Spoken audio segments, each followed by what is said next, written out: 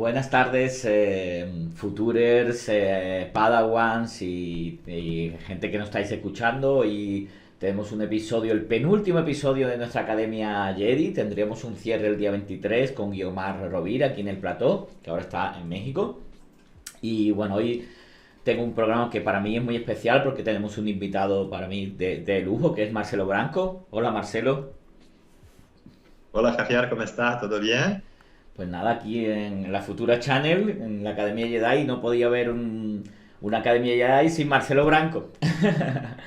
Bueno, para quien no lo conozca, voy a presentarlo. Marcelo Branco es un profesional de la tecnología de la información, de la estrategia digital, asesor en comunicación con más de 30 años de experiencia. Ha sido asesor y coordinador de campañas digitales electorales, que es de lo que vamos a hablar hoy con distintos... en la campaña de Dilma, que Dilma resultó elegida presidenta, con Manuela Dávila, bueno, con diversas campañas. También nos contará ahora qué está haciendo él. Fue de los iniciadores y director general de la Campus Party Brasil, fundador de Conexiones Globales, un activista iniciador del movimiento del software libre en Brasil. Bueno, todo una referencia para mí personalmente, de muchos años que nos conocemos por tu trabajo en distintos campos, ¿no? Y es un gusto tenerte aquí, así que bienvenido, bienvenido. Y nada, y vamos a empezar ya. Hoy el programa va sobre, seguimos el camino que empezamos la semana pasada, vinculado a reflexión sobre cómo se han transformado las campañas electorales en un contexto de digital, ¿no? De transformación digital como el que estamos viviendo. Y bueno, Marcelo tiene una experiencia muy importante en este sentido. Y nada, quería empezar con la primera pregunta, ¿no? Que es tu intervención inicial, donde pues te preguntaría eso, ¿no? ¿Cómo ves tú el panorama desde el punto de vista del campo digital, ¿no? Y de las transformaciones digitales, también del campo transformador o progresista? ¿Cómo ves un poco la lucha de las campañas electorales hoy con esta fuerza que tiene el digital, ¿no? Bueno, yo creo que tendremos que superar un reto. Y para esto necesitamos comprender el periodo de la comunicación que estamos viviendo, ¿no? Hasta poco tiempo, años atrás, la formación de la opinión en la Internet se daba a partir de las páginas web, que después por las páginas de Facebook, páginas de Twitter, y a partir del editor, del usuario de la página, esa mensaje podría se propagar para, para los usuarios de la red y con esto formar la opinión. Pero hay dos temas que gustaría de decir que es nuestro reto actualmente, porque la comunicación en la Internet no es así solamente. Hay un espacio de este ciberespacio que son las comunicaciones interpersonales. Personas empoderadas por las herramientas de comunicación se comunicam entre si, não solamente com a página web, a página do Face, a página do Twitter. As pessoas em la mesma plataforma de mídia se comunicam e se interrelacionam. Então podemos dizer o que chama Manuel Castells de la era de la autocomunicação. E um pouco hackeando esse término de Castells, eu chamaria de autocomunicação de multitudes. Então, estamos vivendo um período em que essa comunicação de multitudes, essa autocomunicação de multitudes, é muito importante para a formação da opinião pública. A gente se mueve a través de seus grupos de WhatsApp, os grupos de vecinos, os grupos de família, e todo isso é tão importante quanto a comunicação broadcasting, esta que é da página para a gente. Então, um dos retos é como poderemos interferir, como poderemos actuar nesse espaço de autocomunicação. Então, isto é uma pergunta que tendremos que responder em uma campanha atual, né? El segundo, y quizás sea la respuesta, es que la red no puede ser pensada simplemente como una herramienta de comunicación, como un aparato de comunicación para transmitir nuestras ideas como publicidad o como periodismo digital. No, la Internet es un espacio de organización política de la gente. Entonces, es un espacio que orgánicamente la gente, que muchas personas que, entre comillas, tu libro, no se conocían, no están se relacionando de forma secreta en reuniones físicas en otro sitio y tal, mas a través de una identidad colectiva, que sea la candidatura del PT o la candidatura del Barcelona en Común, por ejemplo, ¿no? Esa gente tiene esa identidad común y en la propia red se organiza para defender estas ideas, ¿no? Entonces, la red no es un aparato de comunicación, es también la estructura orgánica de este periodo que vivimos de autocomunicación de multitud. Entonces, no podemos pensar una estructura orgánica jerárquica como los partidos o como las organizaciones de campaña, donde hay un coordinador, un directivo, una...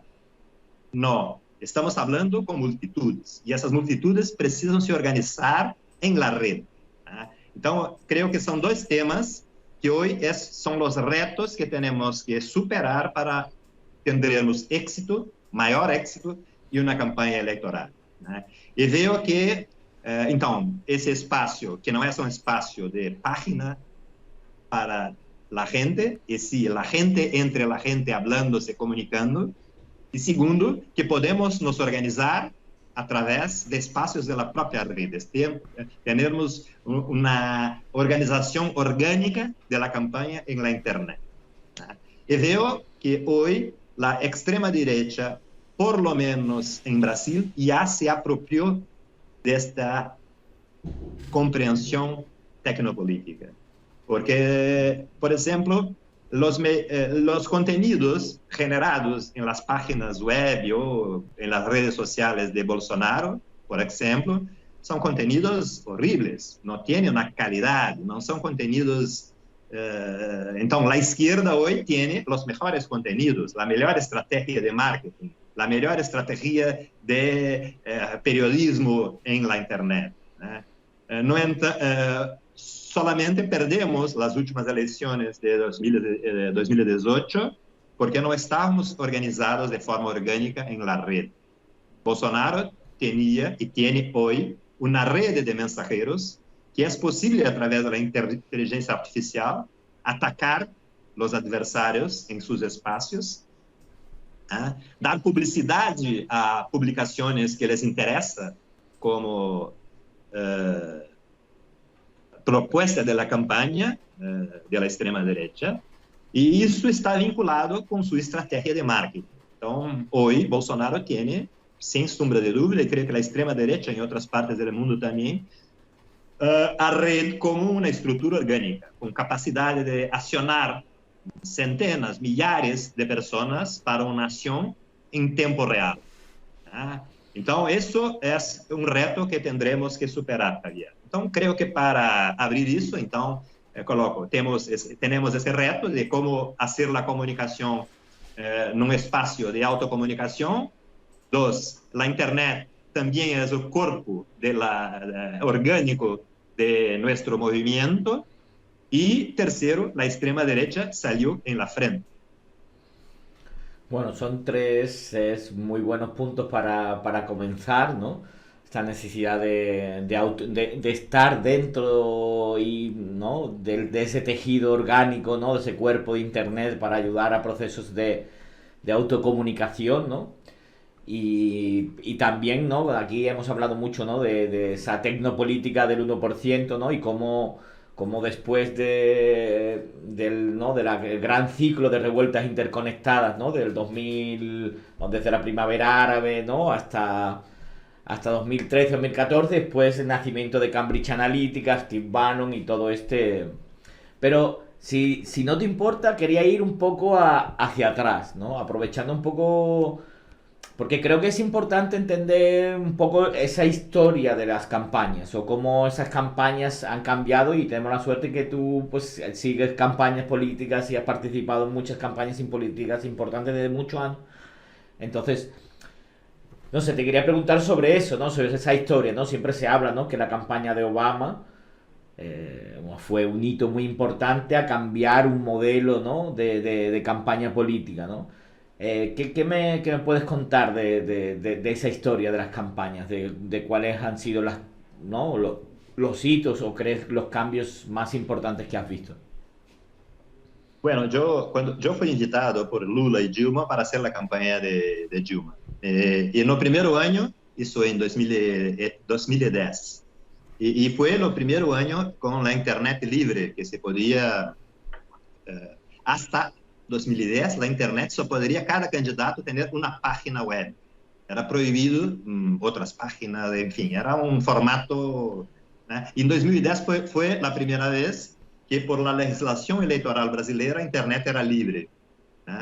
Entonces fue una campaña que tuvimos que inventar, no había modelos. Teníamos, claro, una referente en la campaña de Obama en 2008, que teve un trabajo muy bueno en las redes, conseguindo segmentar su público a través de correos electrónicos. Mire, correos electrónicos, no había WhatsApp, no había nada, pero la campaña de Obama, a través de contactos que llegaban hasta de contribuciones financieras, entonces la contribución financiera era muy importante para coletar dados. Entonces Obama había varias formas de coletar dados, principalmente dados de correo electrónico de la población norteamericana. Y podría segmentar esos datos. Entonces Obama enviaba un correo electrónico para usted, que es profesor, que se dice en castellano. Sí. Usted que es profesor y vive en Barceloneta, en Barcelona, y es un hombre, yo tengo una mensaje especial para usted. Entonces Obama hablaba de forma segmentada con cada público a través de la segmentación de correo electrónico y tal. Y eso fue posible hacer una conexión con millares, millones de personas. Entonces eso fue un reto. Obama siempre con la imagen de su móvil en la mano. Entonces fue una campaña que fue referente, un marketing digital que puede ser quizá responsable por su victoria en aquel periodo.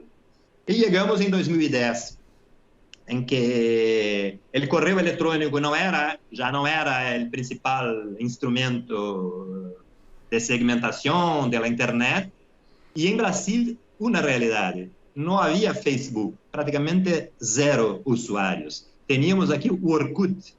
No sé si en España, en Cataluña, llegó Yo a conozco Orkut, prosperar. mas aquí no llegó. No, en Brasil teníamos Orkut, no había Facebook. Y identificamos en Orkut centenas de grupos de apoyo a Lula y de apoyo a Dilma, que ya estaban por lá. Y grupos, algunos de un chico de Minas Gerais, que había aproximadamente 150.000 personas conectadas en este grupo. Wow. Entonces, nuestro trabajo de Facebook fue intentar que la campaña penetrase en esos grupos, pudiese entrar en estos grupos con nuestro conteúdo. Y otra herramienta importante fue el Twitter, porque si no teníamos redes de mensajeros para nos comunicar en tiempo real, de forma instantánea con la gente, la base de la campaña, o Twitter en 2010 cumplió ese papel. Entonces, nosotros de la campaña, yo particularmente como una persona que se quedó como un poco de referente en la Internet, porque la presidenta estaba empezando, yo fiz el Twitter de Dilma, y Dilma mandó la primera mensaje para mí, y yo mandé una mensaje para ella. Entonces, Dilma BR no existía, fue creado por nosotros. né? Então, hasta aquele momento, eu era uma referente, a mídia de massas e todos esses estavam pressionando o que sairia daquela pessoa rara, que não era de um ambiente político tradicional, da política, não era um marqueteiro, não era era um nerd, um geek, que havia hecho com sucesso vários eventos com jovens conectados à internet, em especial o último que foi Campus Party. E por essa invitação de Lula e Dilma, eu caí numa esfera política que eu não conhecia com tanta profundidade. Né? Então, a partir do meu conhecimento em redes, outros movimentos que fizemos, foi tentar trazer essa experiência para o cenário político. E creio que foi uma experiência bem sucedida, porque fizemos por la primeira vez, já em 2010, monitoreo de la red. Isso, Thiago, que está aí trabalhando com vosotros, ele foi importante nisso, então não me acuerdo de ter, hasta 2010, monitoreo de red. Então, todas as manhãs era algo muito para fazer, ficava um equipo a noite toda para fazer os relatórios de que acontecia na rede, não era em tempo real e tal, mas isso foram ferramentas importantes para a análise da própria coordenação política da campanha, que toda a manhã leía este informe da análise das redes.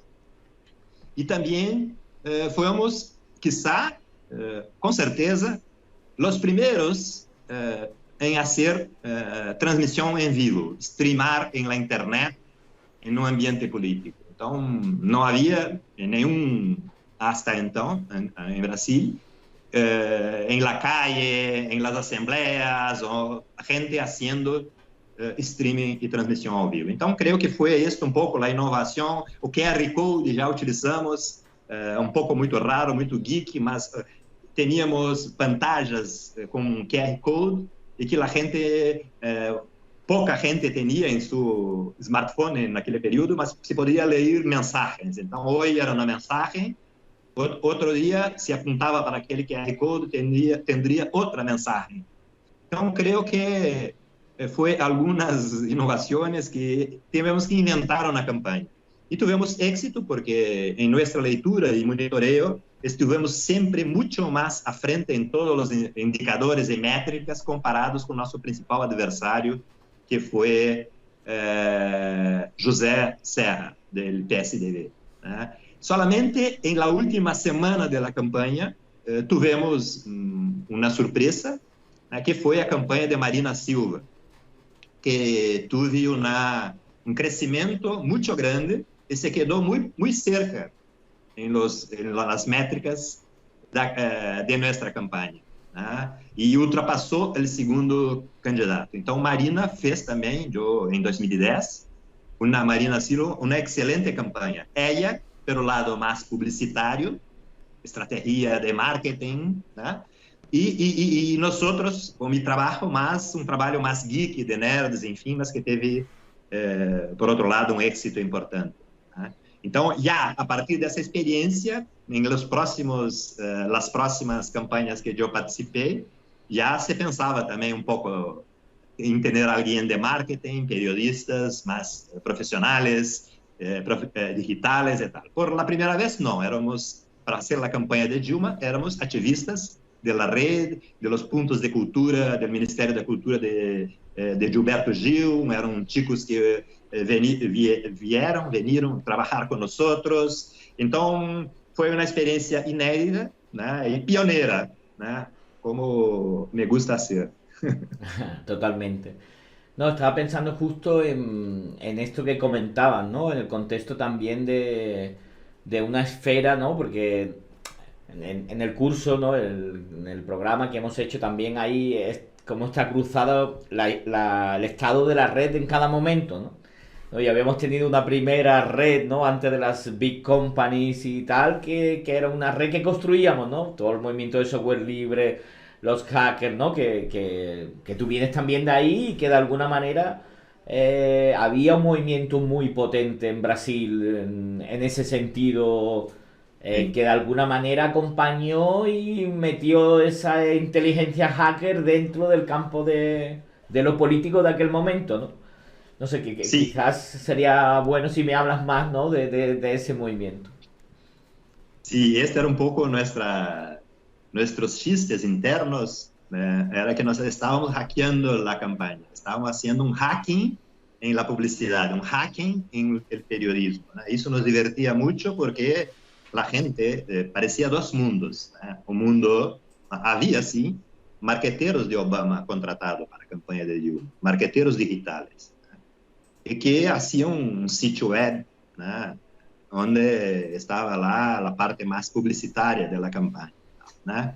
Y parecía que había un nivel que era nosotros en la red, en Orkut, en Twitter, ¿no? En YouTube, ¿no? Haciendo streaming en las calles y una estructura más formal de la publicidad y del periodismo que no nos comunicábamos muy bien. Hubo en algunos momentos estrés muy violento entre nuestro equipo y el equipo de marketing y tal, porque Un clásico. no conseguíamos entender o las prioridades no estaban en cierto y tal. Mas fue una experiencia, que te digo, muy importante, porque deu resultado. Então, o resultado foi positivo. Por la primera vez en la historia de Brasil, una mujer fue electa presidenta de la República y el papel de Internet fue un papel muy importante. Pero con una diferencia, que en la campaña de Obama en 2018, para hacer una comparación, ¿no? Obama hablaba con la gente, ¿vale? Profesor de Barceloneta, que torce por el español, coitado, desgraciado, torce para el español y vive en Barcelona. Entonces se comunicaba segmentado de esta forma. En la campaña de Dilma era al revés, ¿no? La gente quería se comunicar con la campaña, tinha mucha gente, las multitudes querían hablar con Dilma. Entonces ese fue nuestro reto, intentar hablar con esa gente y dar un sentido para que esa gente pudiera hacer la campaña. Y que siempre con esta idea de que la Internet no se termina en sí solo. No sé si se usa ese término en En sí español. misma. No, la Internet es importante para llevarnos la gente para las calles. Y lo que hacemos en las calles son productos para la Internet, ¿no? Porque tenemos que estar lá haciendo vídeos, haciendo, streamando y todo eso. Entonces, una campaña de Internet que es solamente la Internet, corriendo likes, corriendo visualizaciones y que la gente no sale a las calles, es algo que no creo que no va a tener mucho éxito, ¿no? Porque la gente se comunica en las calles. Entonces, nosotros teníamos ya en 2010 esa idea de que la Internet era para movilizar a la gente, para llevar a esa gente para las calles. Y cuando esa gente estaba en las calles, ellos eran los protagonistas. Los llevábamos ellos para nuestras páginas web, para nuestros vídeos en YouTube, etcétera, etcétera. Me parece muy, muy sugerente, ¿no? Esta transición o comparación entre, ¿no? Este enfoque más de la campaña Obama, ¿no? Que evidentemente fue muy importante, yo creo que en el paso digital y nada, creo que había un modelo como más top-down, ¿no? No segmentado, ¿no? Pero desde una dirección que mandaba esos mails y después movilizaba a la gente para conseguir dinero, ¿no? Que yo creo que ellos, si no recuerdo mal, fue un hito en aquel momento esa campaña. A un Pero modelo. só un minuto, disculpe, pero no, el dinero, eso sí, la recaudación de campaña no es para recaudar dinero, no, a partir de la recaudación de dinero, sí, movilizaba a la gente, era una forma de colectar datos personales, ¿no? También. Entonces, no importa si esto era significativo de plata para hacer la campaña, podría ser un resultado pequeño en plata, pero grande en movilización de personas, que Bueno, eran fidelizadas en la campaña, ¿no? Sí, disculpe la no, interrupción. no, no, no pasa nada. No, vamos, es un, ¿no? En la historia de las campañas hay un antes y un después en esta parte digital, ¿no? De recogida de datos y de todo esto en la campaña Obama, pero también creo que es muy interesante que partiendo de una visión más top-down, ¿no? Si vemos un poco el ejemplo de la campaña de Dilma de ese momento y cómo lo plantearon ustedes, era más bottom-up, ¿no? De abajo arriba, ¿no? Como esta autocomunicación de multitudes que hablabas al principio y que de alguna manera, ¿no? Sitúa, ¿no? También uno podría pensar que no son contradictorios, sino que pueden ser complementarios.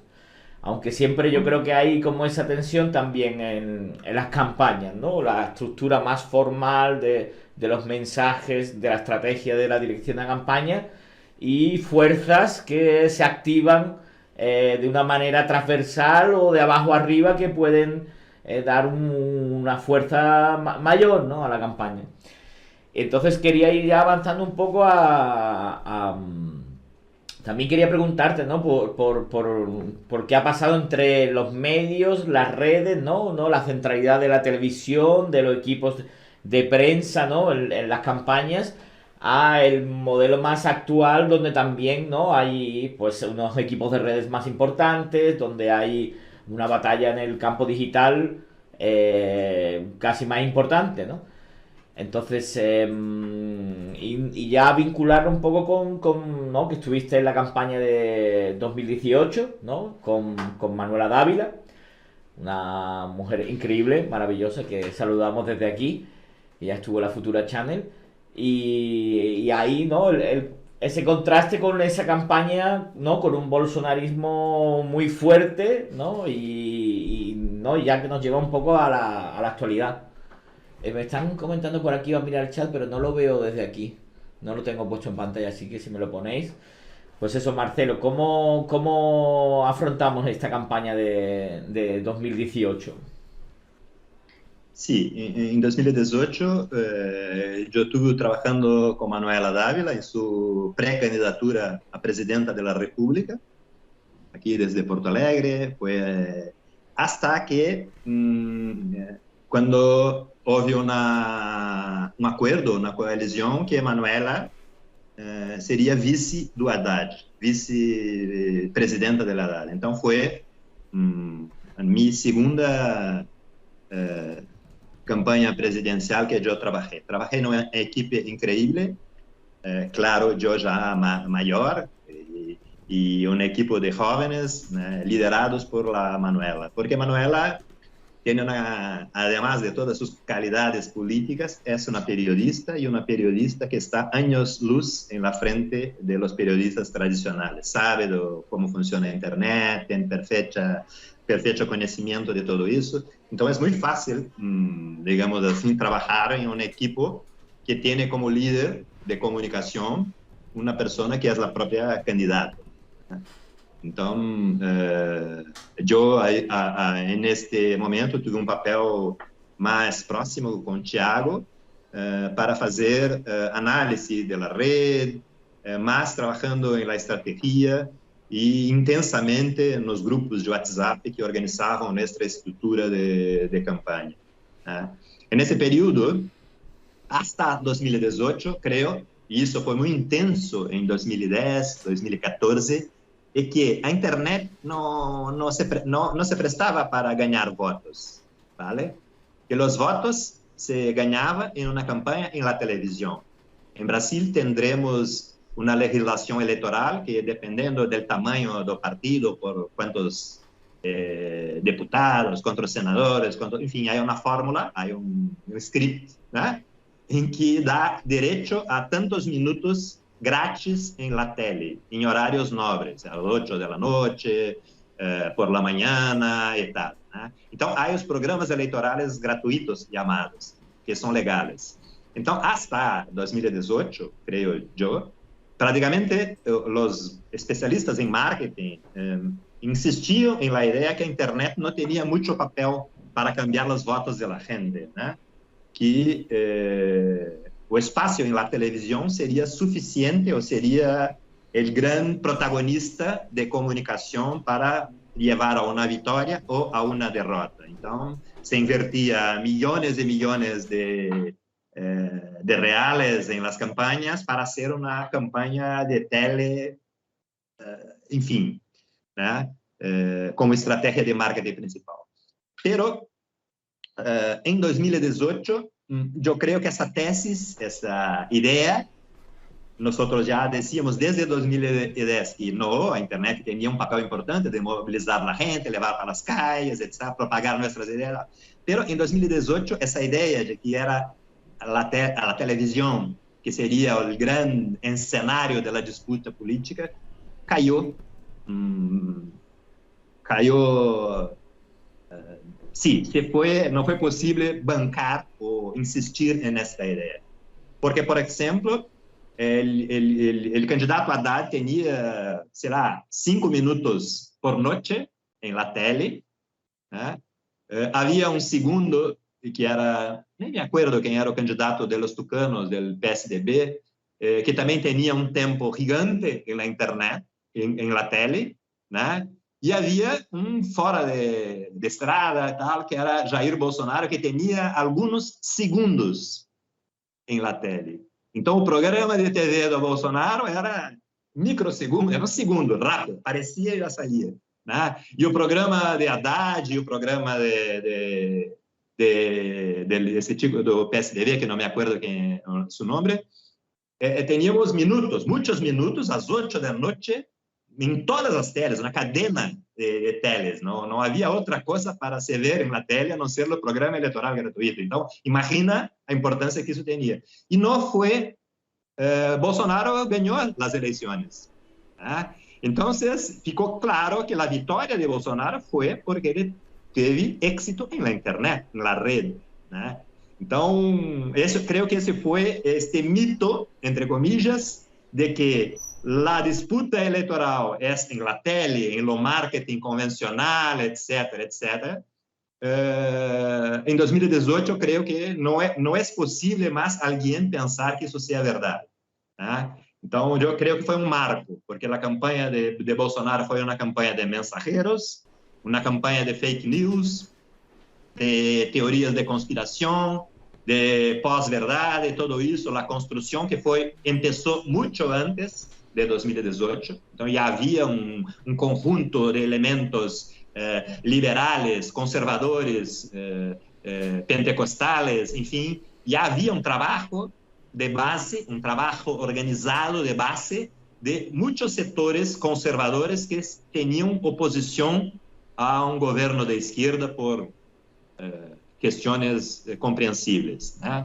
E esses grupos, quando Bolsonaro passou para a segunda volta, não era o PSDB, porque sempre esses setores conservadores apostaram no candidato tucano do PSDB, que foi o partido de Fernando Henrique Cardoso, Serra, e tal, e tal. Então, sempre os conservadores contra o PT apostavam nesse partido, um grande partido com um montão de plata, um montão de governadores, um montão de tal.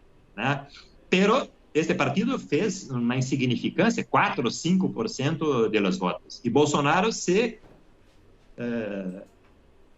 foi para a segunda volta contra Fernando Haddad do PT.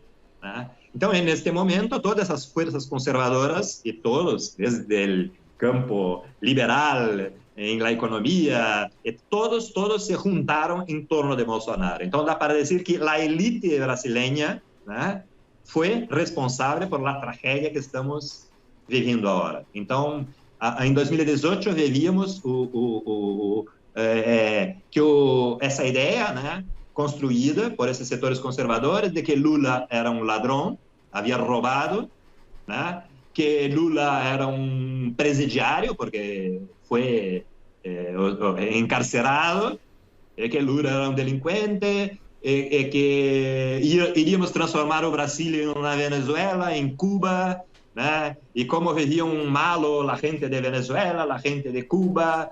Então, Lula seria um Brasil de la hambre, etc., etc. Aqui e esta máquina de manipulação política foi feita através da internet, não através dos meios mass media. Foi através da internet, claro, com cumplicidade de los mass media maiores, como Rede Globo, Estado de São Paulo, Folha de São Paulo, Jornal O Globo, esses meios de massa também ajudaram na construção do anti-Lula, anti-PT. Então, havia uma força política, neste momento da campanha de 2018, que anti-PT era muito maior do que a favor de algo. Então, Bolsonaro se elegeu, ganhou as eleições, sendo uma força anti-PT, anti-Lula.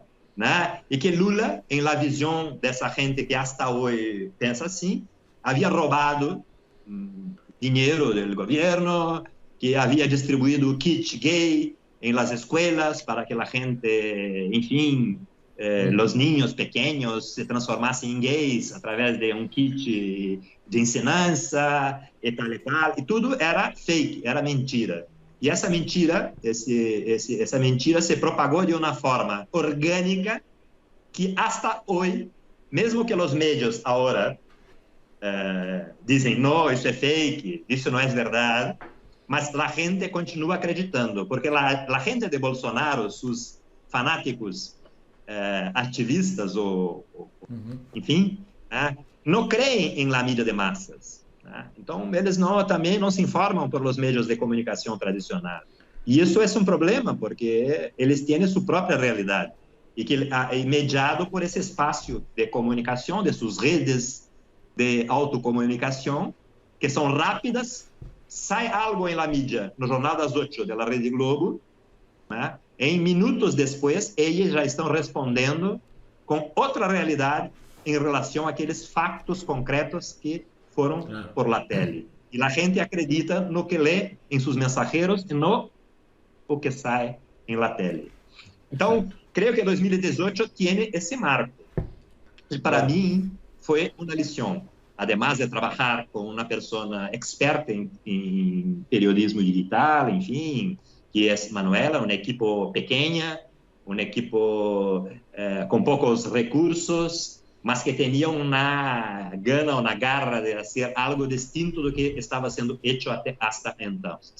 Então, eu creio que foi este marco, de compreender a campanha eleitoral. Quando acabou a campanha de 2018, eu pensei que não poderíamos mais pensar em uma campanha eleitoral sem uma estratégia de autocomunicação.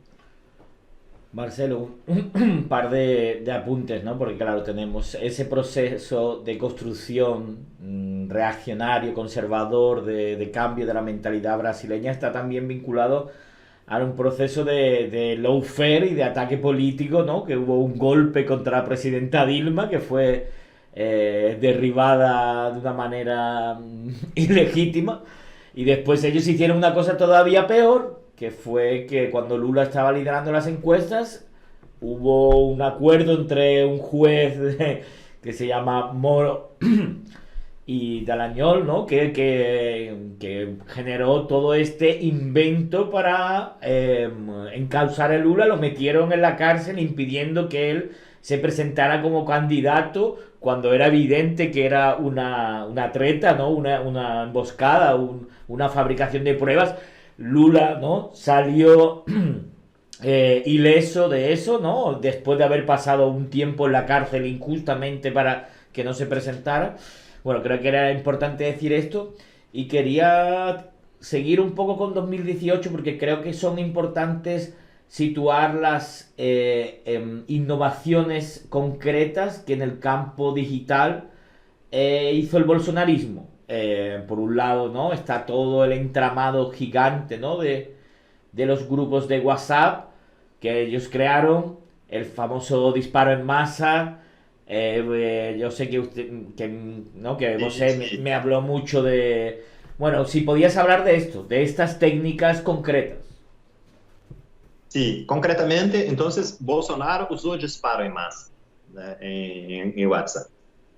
Pero la gente piensa que disparo en masa era disparo en masa no segmentado. No, desculpe, segmentado. Entonces no era la misma mensaje para millares de personas. Había grupos de cazadores de jabalí, por ejemplo. ¿Jabalí? ¿Te suena? Sí, sí.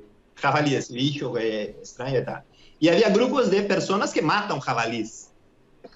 Muchos. grupos de dueños de alquiler de coches, grupos. Entonces, ¿cómo nos organizamos en la red? La izquierda, nosotros, los educadores, las mujeres, en nuestras cajetas tenemos una estructura de esta forma. No, la red de multitudes de Bolsonaro era extraño, era intereses más, pero muy segmentada. Y había contenidos especiales para cada grupo segmentado. Então, conseguiu intervenir nesses grupos, por exemplo, o grupo de caçadores de javali, se discutia que tipo de bala de armamento que matava o javali, o melhor e tal.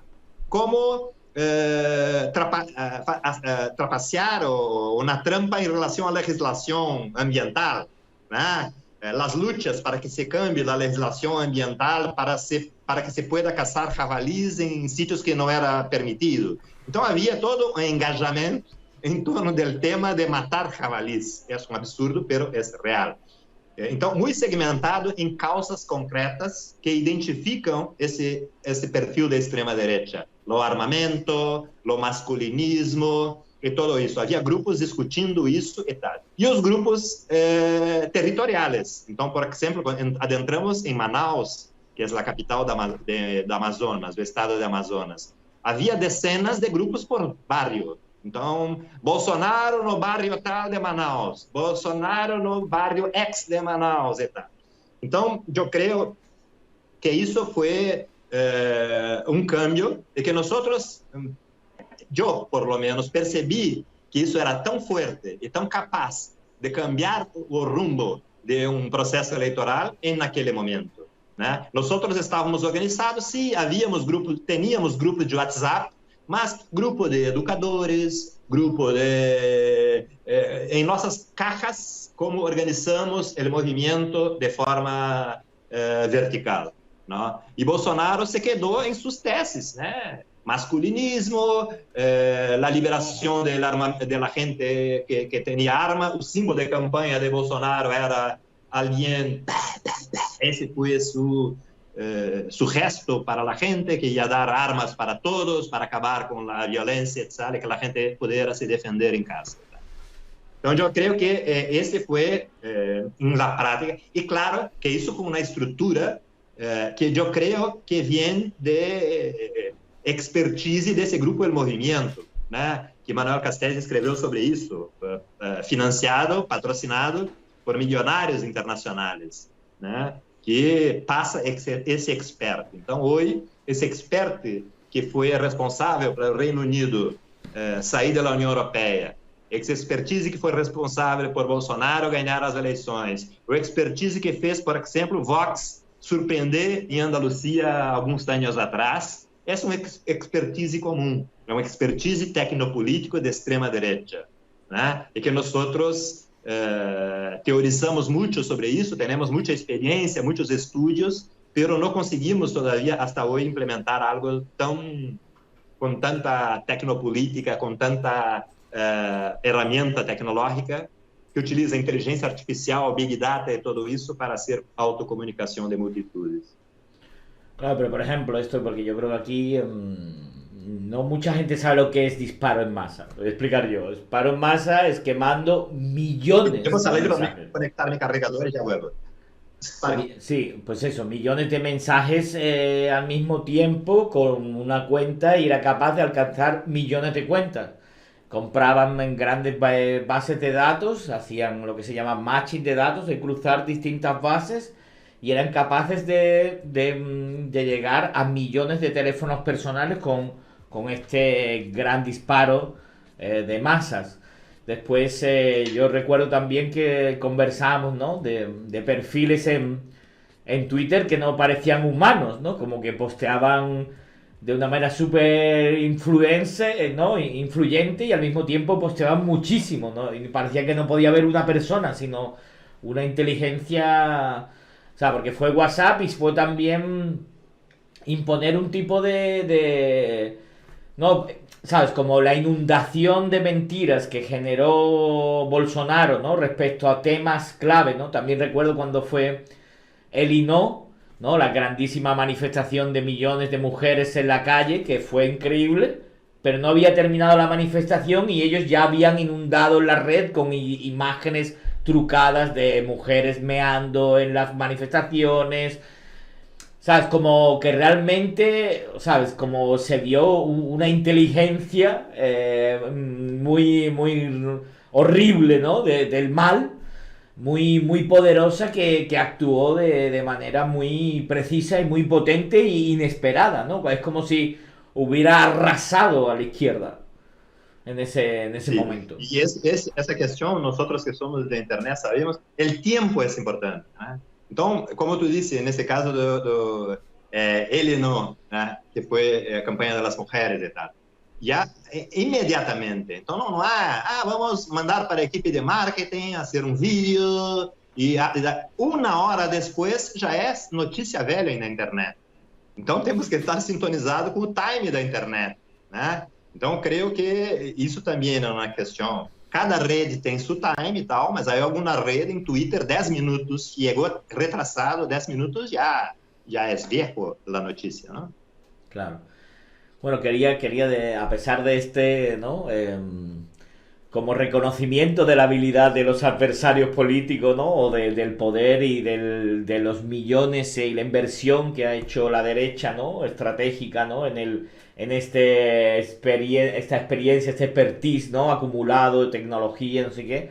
A pesar de eso, no son invencibles, ¿no? Trump perdió su segunda elección contra un candidato horrible. Bolsonaro va a perder esta elección. ¿Sabes? No son invencibles, a pesar de que su tecnopolítica del 1% es muy poderosa y les da una ventaja, ¿no? También con los bots, la capacidad de crear personas que no existen, ¿no? De hacer creer que tu movimiento es mucho más grande de lo que es, ¿no? Bueno, hay una serie... Pero sin embargo, ellos no son invencibles y también están perdiendo las elecciones, ¿no? En sus lugares importante, ¿no? Y en ese contexto quería que habláramos un poco de cómo está o cómo ves la campaña actual, ¿no? De Lula versus Bolsonaro a día de hoy. Hoy, en este momento, dá para decir que estamos muy bien, ¿no? La economía está una mierda. Los peores indicadores económicos de los últimos años. El Brasil, que en el gobierno Lula y Dilma salieron del mapa de la hambre mundial, no éramos un país más un país que tenía hambre como su principal problema, salimos en la ONU reconocida y tal, y hoy, en el gobierno de Bolsonaro, volvemos al mapa de la hambre.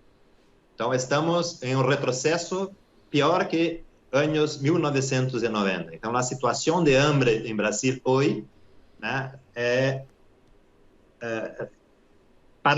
fomos para trás.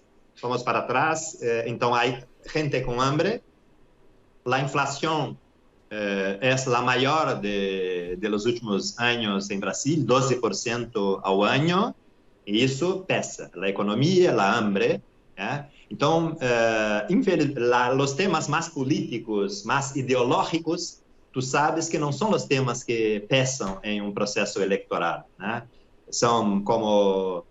pero esses temas que são concretos da vida da gente. E creio que Lula e sua campanha está tentando trabalhar não somente com o legado, porque Lula tem um legado. Su governo foi o melhor governo da história de Brasil em todos os indicadores. Salió del gobierno con 83% de aprobación popular, ¿no? Deja su cargo con 83% de aprobación popular. Entonces, hay un legado histórico del PT y de Lula que tiene un peso en este momento. Mas creo que en ese momento el peso mayor es que Lula está consiguiendo se comunicar para decir que va a cambiar muchas cosas, ¿no? Y tratando de los problemas concretos de la gente. De la questão da hambre, la questão de los derechos, ¿no? Foi hecha uma reforma laboral que foi horrível para os sindicatos, para toda a gente. Então, eu creio que estamos bem. Todas as encuestas, neste momento, las tres principales encuestas que fueron hechas, las últimas, de los principales institutos, da la vitória de Lula na primeira volta. Então, há essa possibilidade de Lula vencer em la primeira volta. E lá, a direita conservadora, neoliberal, não conseguiu ter um candidato, porque tentaram plantar a ideia que, sem radicalismo, nem Lula, nem Bolsonaro, temos que ter um candidato de centro, um candidato que não seja radical, que seja um liberal, algo do tipo. Pero não foi possível se construir um candidato liberal. O candidato liberal hoje tem 2-3% das intenções de voto. E há um terceiro colocado, que é Ciro Gomes, que foi ministro de Lula, ministro de Dilma, e é do PDT, que é um partido histórico do trabalhismo brasileiro, pero esse tio está com uma visão muito louca, né? Não está muito equivocado. Dejémoslo assim, sí, muito equivocado. Sua estratégia é atacar o Lula, atacar o PT, com os mesmos argumentos da extrema-direita, né? Então, e não conseguiu se constituir, está com 7% dos votos, enquanto Lula está com 40 e poucos e Bolsonaro com 20 e poucos. Então, há uma polarização concreta entre Lula e Bolsonaro neste momento. É difícil que outra candidatura, outro candidato consiga entrar nesse espaço do meio. Né? Então, a tendência é que os indecisos, que são muito conservadores, não podem ver o PT no governo, não podem ver justiça social, não podem ver distribuição de renta, não podem ver direitos trabalhistas, esses, mesmo que não sejam de Bolsonaro, quizá vão apoiar Bolsonaro, né? Pero há um contingente de pessoas que hoje não tem definição em quem vão votar, que certamente vão ainda migrar para votar em Lula, porque não aceitam a barbárie. Então, a gente, os democratas, os progressistas, además da esquerda, no meu ponto de vista, tendem, e esse é o movimento que Lula está fazendo. Todos os movimentos de Lula com seu vice, Lula botou um conservador de vice. Cá entre nós. Este Alckmin é um tio conservador, pero parece que é democrata, não é golpista, enfim. Mas essa foi uma sinalização de Lula que ele vai trabalhar também, como sempre governou, com todos. Então, quem vai falar com o poder econômico é o Alckmin, quem vai falar com o sistema financeiro é o meu vice, que é conservador. Então, para dar uma certa tranquilidade, não que eu entenda que Alckmin garantiza muitos votos a mais para Lula, não. Alckmin, como vice, que é um conservador, é para acalmar, né, estes setores golpistas, pero que são democráticos. Né? Então, eu creio que foi uma estratégia de Lula, que no primeiro momento, todos, um conservador de vice, como e tal, mas me parece que para vencer o fascismo, para vencer a extrema-direita em Brasil, temos que ter uma ampla aliança. E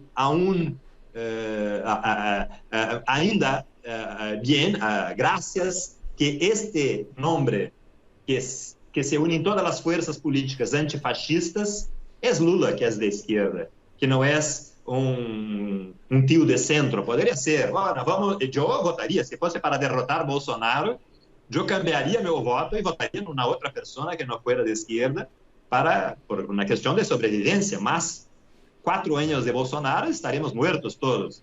Pero neste momento temos a sorte de que quem representa este campo de esquerda democrático, hasta um pouco conservador, pero dentro de las regras de la democracia, creio que vamos apostar em Lula e é possível sim que Lula ganhe as eleições na primeira volta.